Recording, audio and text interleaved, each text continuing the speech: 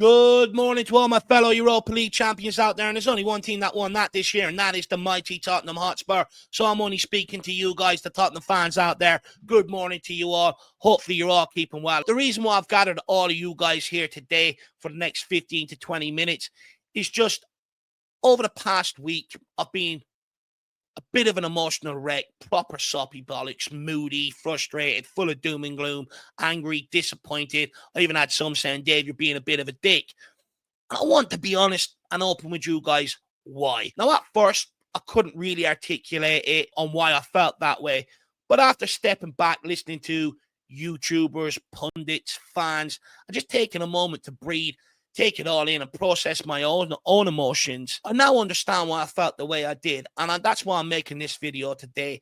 I want to let you know why I felt the way I did, what parts of the Postecoglou thing I don't want to let go of moving forward, but also my perspective around the Thomas Frank appointment has also shifted massively, and I'm going to give you reasons on why I actually think this could be a very shrewd appointment on moving forward. Now, one of the things that really peeved me off the most is we should have been celebrating our success. We had just won the Europa League, our first trophy in 17 years, our first European trophy in 41 years. When you actually take a minute to sit there and deep it, for instance, 17 years, it's almost 20 years for a trophy. If you last 80, that's 1/4 of your life. I've been waiting a long time for this, just like many of you guys out there, and I finally had something to hold on to, something to enjoy, cuddle, be arrogant about, and it just felt like it was all ripped away from me.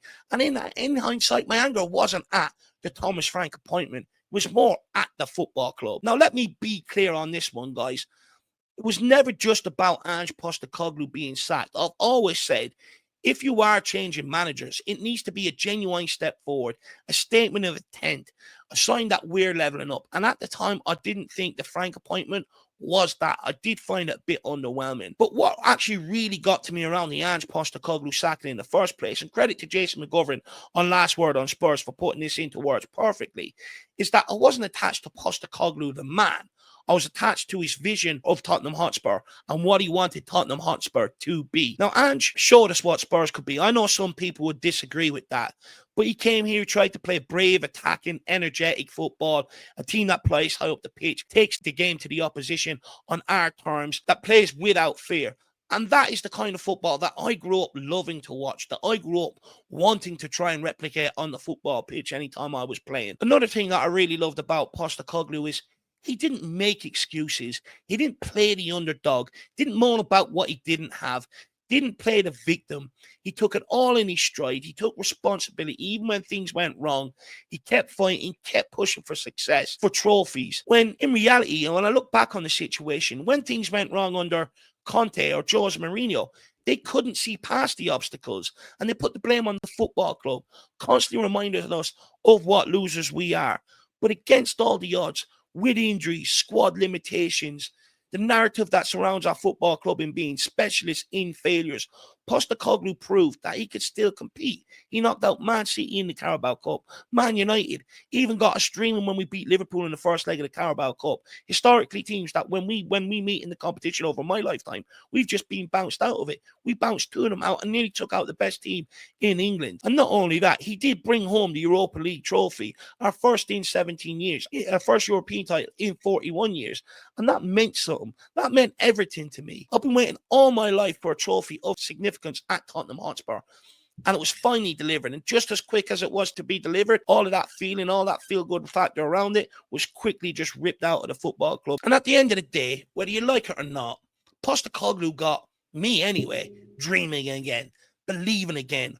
For the first time in years, I was proud again to support this football club, wear all the merchandise, strutting around, arrogant, back in my club, because he gave me back visions that Tottenham Hotspur were back amongst the silverware again. He reminded us again how big of a club this really is, over 250,000 at that trophy parade. He gave Spurs fans back their bollocks again, their mojo, their grit, their hunger, their appetite to fight for this football club, the belief in holding ourselves to a higher standards, that despite what everyone paints us out to be, this is what we can be. And ultimately, ironically, those standards that he tried to set and the culture he tried to set is ironically what he fell short of and actually what cost him his job. But when it came to the media and pundits, they clown on us, and they always have done.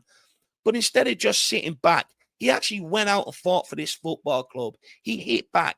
He put some respect back on the name of Tottenham Hotspur, where others like Jose, like Conte, were very quick to go along with the media and the pundits' perspective instead of going out there and backing for this club. And in turn, I think he's also made Spurs fans do that as well. So yeah, I wasn't ready to let go, not of the manager, but the feeling that Postecoglou gave me, that Europa League parade, it wasn't just a trophy run, it was a symbol, a shift, a taste of what was to come. Now, at the end of the day, I'm not going to sit here and pretend that everything was all perfect. Week after week in the Premier League, losing games, tactically stubborn for most parts of the season, no plan B for large parts of the season, or answers if things were going on during games. And as much as it hurts, if I put myself in the club's perspective, in the club's shoes, and the people making the decisions, they had to choose between writing a fairy tale or building a foundation. And at the end of the day, I ultimately stand by the game is about glory and winning trophies. In order to achieve that glory, playing in the Premier League is the foundation that gives you the base to be able to build off and go and achieve that glory. So when I do take the emotion out of it, I sit back, I put myself in Daniel Levy's shoes, I get it. As cold as the sack was, it had to be made. Now, replacing Ange with Thomas Frank, at first, fuming, it felt small time, safe, underwhelming, and I still stand by what I said. If you're sacking a Europa League winning manager, you better be making a statement. And at the time, Frank didn't look like one. But the more I look into it, the more I start to understand the logic behind bringing in Thomas Frank and actually trying to match it up with the recruitment, which is something that I've been begging for years and many Spurs fans have been begging for years. So now what I'm going to do is I'm going to go into reasons why I think Thomas Frank is actually a good appointment for Tottenham Hotspur, maybe not as underwhelming as I first thought. So, what gives me hope about Thomas Frank? Well, firstly, the coaching structure. The club is actually giving Frank the people that he wants, the people that he's used to working with. No more having to coach the coaches, bollocksing around like previous managers. That makes the transition from Postecoglou's ideas to Frank's ideas a lot easier, a lot smoother, and a lot quicker to get across, which in turn gives him a better chance of hitting the ground running. Then you have the analytical approach that Thomas Frank likes to use, the small margins that make a massive difference. Frank doesn't leave anything to chance. His teams analyze every facet of the game and look to maximize it. Something I believe Tottenham Hotspur in general are behind the curve on in the modern game, and something we need, especially since every other team seems to be doing it. One of those small gains that do make a huge difference in the outcome is structure and detail around defensive and attacking set pieces. Postecoglou was one of the most susceptible teams to concede from a set piece. Last season, I think we gave away 12 alone, let alone what we gave away in the previous season. And believe it or not, Brentford were one of the best in the league at defending set pieces. Brentford only conceded 2 goals from set pieces last season. Offensively, Brentford were also one of the best set-piece sides in the Premier League, scoring 13 goals. We only scored 9 goals last season. And for me, the attacking set pieces and the defensive set pieces are quick fixes that could easily put an extra 8 to 10 points on the board this season. Now, saying that, it is worth noting that Brentford's players are heavily incentivized from set pieces. In all of their contracts, they have bonuses from set pieces that if they meet certain targets from set pieces, they get bonuses, which I find a little bit bizarre. But the proof is in the pudding. Results are there. If you incentivize them, you will yield the results. The fact that Tottenham doesn't do that, will it make the set pieces as effective at Tottenham Hotspur? Remains to be seen. Also, it's worth noting, Keith Andrews on Brentford's official club website has been given credit around Brentford's set pieces. He is not joining Thomas Frank's coaching team. He is remaining at Brentford. Nonetheless, though, like I said, quick fixes that could easily put 8 to 10 points on the board a season. And to be quite frank with you, when I think about the defensive set pieces especially, you need someone that's aggressive in the air, that's going to attack that ball. And if I'm Danzo or Radu Dragusin, I'm absolutely licking my lips. I'm making sure I come back pre-season in the shape of my life, with a hunger, with a desire to try and break up that partnership, because with Romero and Van de Ven, they're not known for being aerially dominant. And that is something that Thomas Frank's backline was known for. So I would argue there could just be a chance here, or a slight opening of the door for a Danzo or Radu Dragusin, because they are a bit more commanding in the air than the other two. Also, our defending under Ange Postecoglou was absolutely pathetic at times and painful to watch. We had quality players, but there was just no structure to that backline to what we were doing. And I do think that Thomas Frank will bring that structure back, highlighting the danger men of the opposition, looking to block up them channels to take their effect on the game basically out. Force long shots, something that he done very well again at Brentford last year. No one faced more shots from outside the box than Flecken did, which highlights Thomas Frank's effectiveness in the way he sets up them defensive structures and the effectiveness of being able to stop the opposition's game plan. So defensive set pieces, offensive set pieces, and just defensive structure overall, all things I think were neglected under Ange Postecoglou, or if they weren't neglected, things that he clearly couldn't fix. And I think them three things absolutely matters over a 38-game season. And I think it plays a huge outcome on where you finish at the end of the season. And these are quick, immediate fixes that I think Thomas Frank can bring straight from Brentford, implement into Tottenham, which will immediately prove our fortunes on the football pitch. Now, where my concern comes in around Thomas Frank actually implementing these defensive changes is how he actually goes about it, because under Jose, Conte, and Nuno, one common thing reported coming out of the dressing was the players were unhappy with the amount of time that they dedicated to focusing on the opposition and the hours dedicated in training to defensive shape and set pieces. Players at this level, they all have egos. They all fancy themselves as ballers. Players at this level want to be able to express themselves. They want to have a certain element of freedom. They don't want loads of structure. They don't want 45-minute briefings about how the other team is doing. They want to morely focus on themselves and what they are doing. So it'll be very interesting to see how Thomas Frank can actually implement these defensive changes along with his analytical approach and actually get it across and communicate it effectively to the dressing room. And this is where my concern comes in. Frank said on the High Performance podcast, I don't like dickheads. Fair. Neither do I. I don't think many people do. But at Tottenham Hotspur, there will be egos, and they usually are your best players in the dressing room. So one of my big question marks or concerns around Frank is, can he handle those egos? And I think he's already been put to the test with Christian Romero. His timing of the statement, the way he's worded it, it's clear that he's angling for a move. Now, on the hindsight, most people would just go, doesn't want to be committed to the project, get him out. But the reality is he's one of your best players in the dressing room. With Harry Kane, we had the same attitude. We sold Harry Kane. If Postecoglou had Harry Kane, he'd still be in the job today. And I think it'd be the same with Romero. If he can come in and convince Romero to sign on the dotted line, I think he garners a lot of respect from the media, from inside the club, from the dressing room, and I think ultimately to help him get off to a really good start if he can get buy-in from Christian Romero. I think it's his first huge test. And look, it's one thing setting standards at Brentford, but another managing stars and expectations at a top six club. So how Frank goes about getting buy-in with this analytical approach and some of the defensive structure that he's trying to bring, for me, he needs to be able to communicate it effectively to the dressing room, be precise, put visuals on the board. When I listen to players, speak, they don't want sentences or to read. They just want visuals to be able to grasp a picture in their mind and then go out and execute it. Just don't bore the lads to death with team meetings. Footballers don't want lectures. They don't want to feel like they're in school. They just want instructions.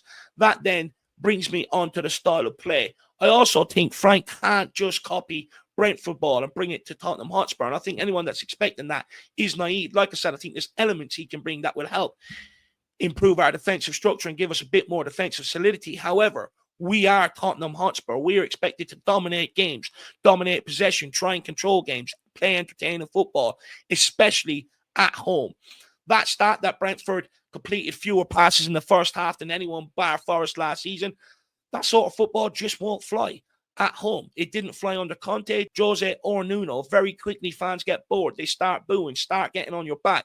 So for me, he is going to have to play a more on the front foot brand of football here at Tottenham. But the good thing is, if you go and watch a day in the life of Thomas Frank at Brentford, it was done by Sky Sports to spend a day with him.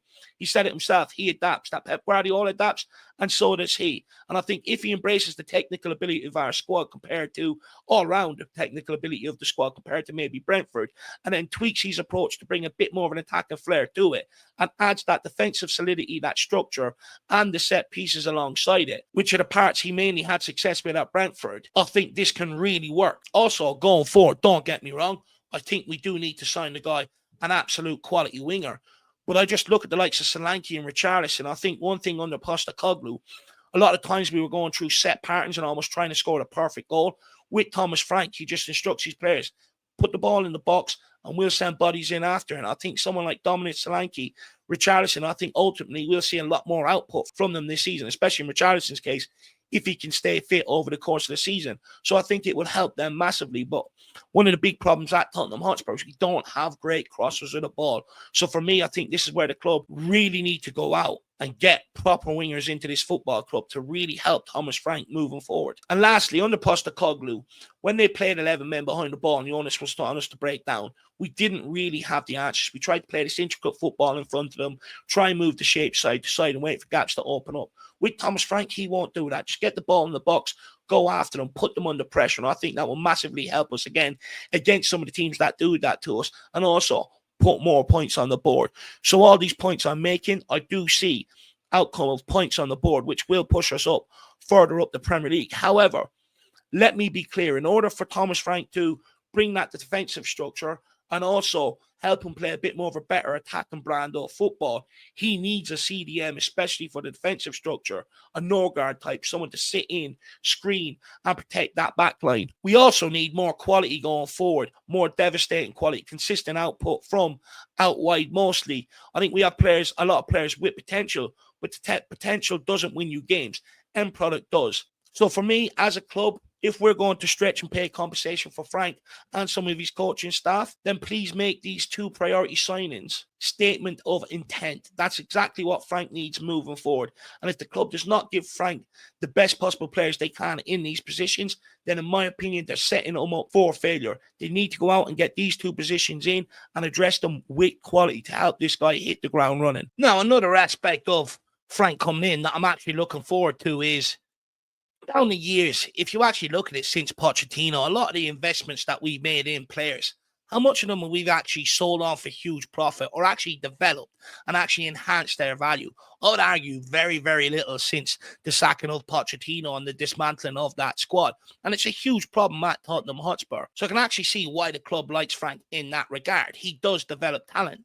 However, how much of that development or how much of that success at Brentford do you actually attribute to Thomas Frank or the owner? And the reason why I say that is Brentford's owner, Matthew Benham, basically he owns a company called Smart Odds used by professional gamblers. And basically he looks to exploit the bookies by finding odds that maybe are a little bit short. Then he basically puts them out there to these professional gamblers who pay for the service and they lump money on it and they all make a killing. And basically what he's done is he's used that data-led approach to gambling and to finding them loopholes and put it into the scouting system. And basically it's designed to find players that are undervalued in the market. And ultimately their aim is to find them, develop them, and then sell them on for a huge profit. So it's hard to sit here and actually attribute how much is down to Matthew Benham and how much is down to Thomas Frank. But at the end of the day, you bring in the talent, you've still got to be able to work with them, nurture them, and develop them. And Thomas Frank has proven that he can do that. However, the cynical Tottenham fan in me, knowing the club that I support, it's hard for me not to sit here and think that is exactly why Tottenham have hired Thomas Frank. When you think about it, Tottenham also switched to a data-led scouting model that was implemented by Paratici. They're probably looking at it and go, well, if Frank can develop them, then we're in for a huge payday in the future. However, till Tottenham are thrust into that situation, if Frank does come in and develop players and they're put in that situation, do you cash in or do you look to keep them and build around them? And Tottenham really unmasked their true intentions at the time, then I can't really sit here and say that's what the plan is. But it's hard, as the cynic in me, not to look at that and go, that's what Daniel Levy is after at Tottenham Hotspur. That's what I'm concerned about. I'm hoping that they're genuinely bringing in Frank to develop a lot of the talent that we've brought in, that they genuinely believe we brought in some of the best talent around Europe, and that this guy's going to develop them into one team and bring a sustained period of success. I would hope that is the end outcome with hiring Thomas Frank. And look, fair play to the club. You know, fans like me and many fans out there have asked to see an alignment from top to bottom. And if you listen to Thomas Frank at Brentford, that's one of the things he praises them about.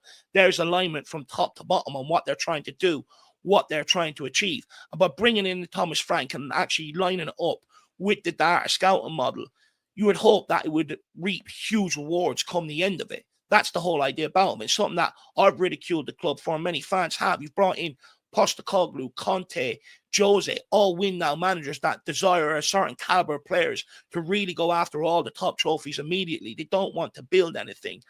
Whereas Thomas Frank does. He has no problem sitting there building year upon year.